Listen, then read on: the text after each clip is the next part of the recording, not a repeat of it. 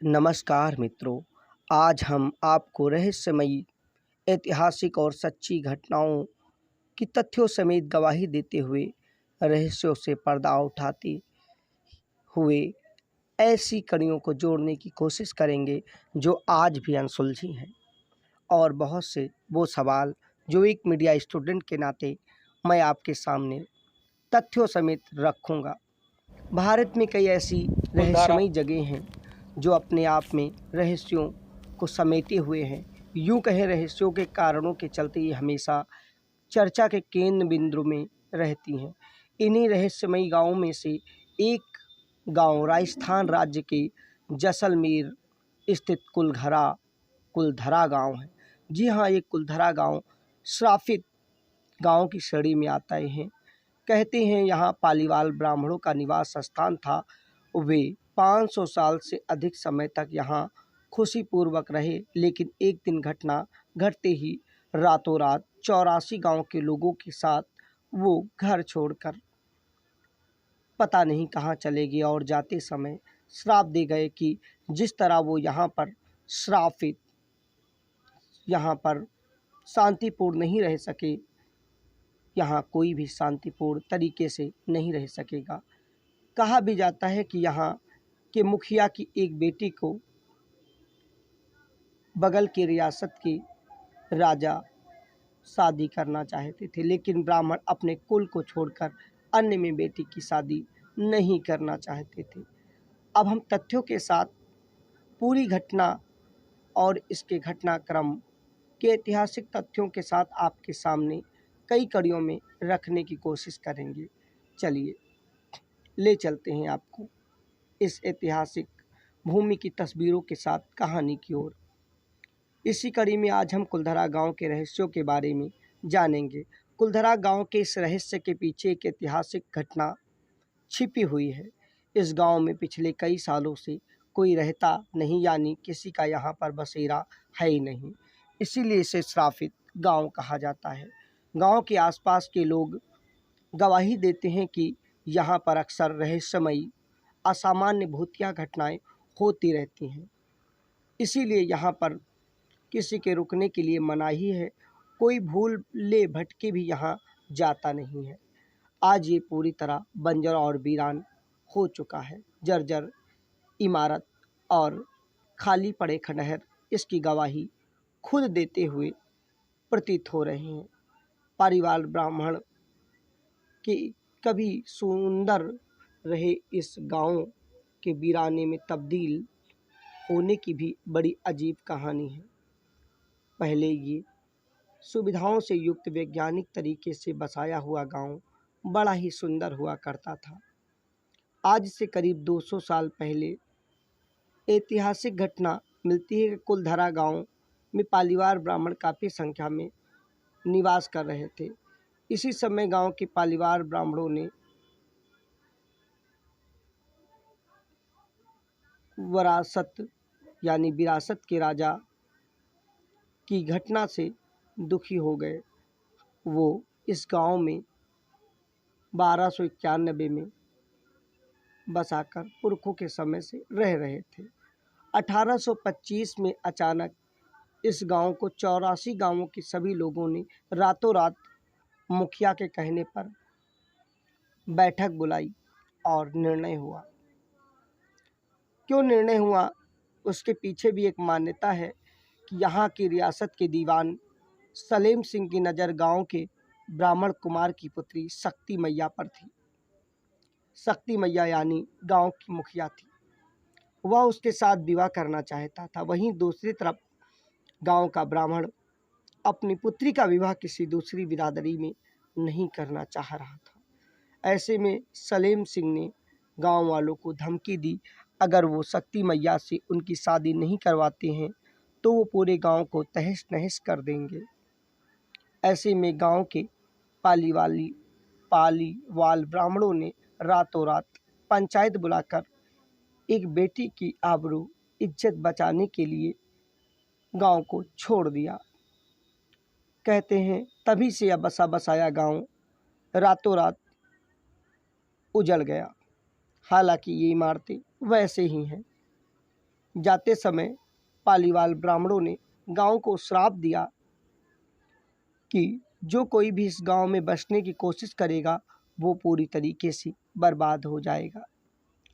एक बहुचर्चित मान्यता के अनुसार गांव को खाली करते समय उन लोगों ने पीछे मुड़कर श्राप दिया, जो भी इस गांव में बसने की कोशिश करेगा वो पूरी तरीके से नष्ट हो जाएगा।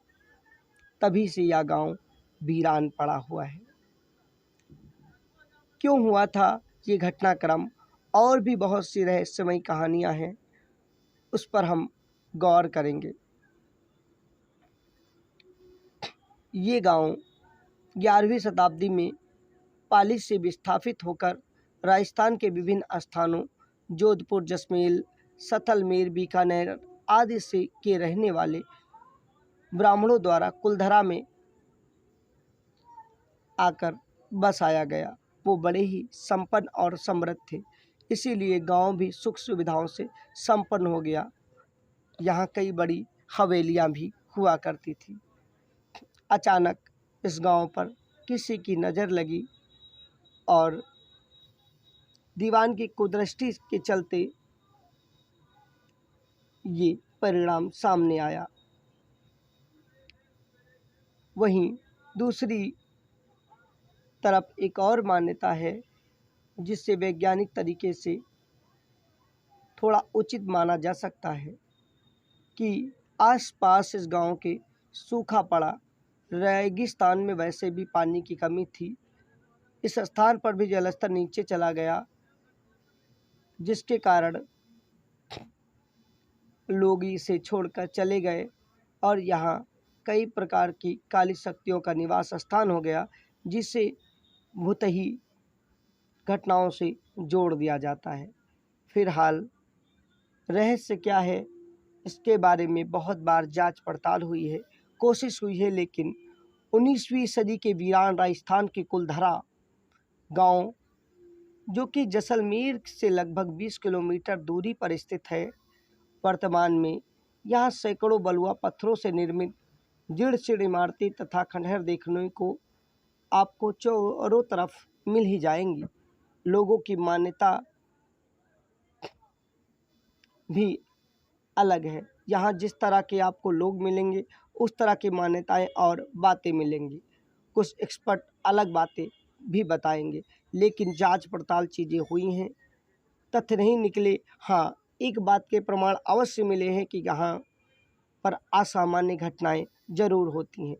लोगों की मान्यता बहुत चर्चित है कि पालीवाल समाज के लोगों ने इस गांव का परित्याग किया और इसे श्रापित गांव बना दिया।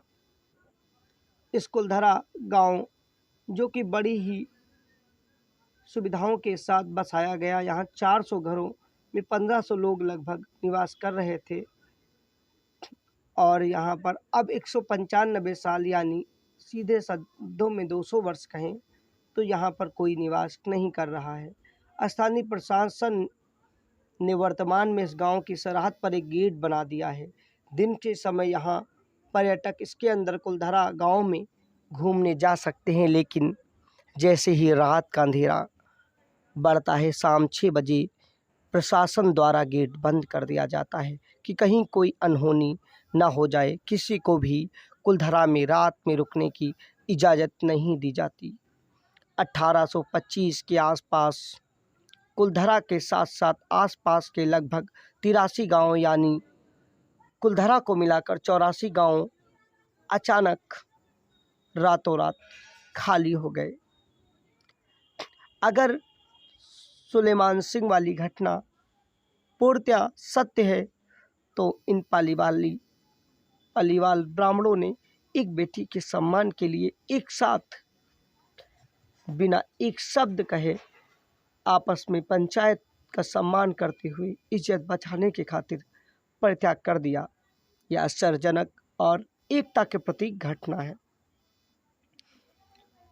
अगर इनके रहन सहन पर और तथ्यों पर खोज और परख करें तो पता चलता है ये बेहद मेहनती कुशल थे।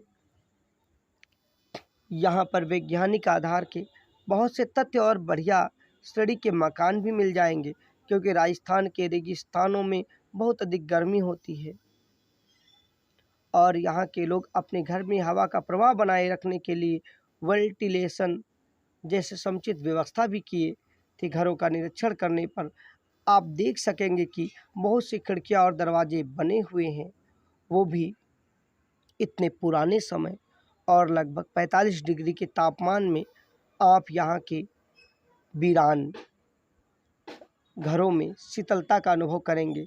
45 डिग्री तापमान का मतलब चिलचिलाती धूप। यहाँ मौजूद घरों को वातावरण के हिसाब से ढाला गया था। मौजूदा झरोखों की स्थिति कुछ अलग प्रकार की है। फिलहाल तथ्य और साक्ष्य जो सामने आते हैं वो अलग कहानी बयां करते हैं। कुलधरा गांव जिप्सम चट्टान पर बसा हुआ है, जिसमें 20% पानी होता है। कुलधरा गांव के लोग इस जमीन की इसी विशेषता के कारण थार मरुस्थल के गर्म और शुष्क मौसम में खेती कर पाए होंगे। 12वीं और 13वीं सदी के मध्य जिप्सम रॉक वाली जमीन को पहचान कर उस पर खेती करना शुरू कर दिए रहे होंगे। भूवैज्ञानिकों और इतिहासकारों को ये घटना भी अचंभित कर देती है कि इतने पुराने समय में भी ऐसी विद्या और ऐसी कुशल तकनीकी मौजूद थी। जिस भूमि के नीचे जिप्सम रॉक की परत होती है, वहाँ बारिश का पानी, अन्य जल स्रोत का पानी जमीन में अवशोषित नहीं होता। इस प्रकार पानीवाल समुदाय खेती की बहुत अच्छी उपज पैदा कर लेते रहे होंगे। चलिए कुलधरा गांव की एक और कहानी की ओर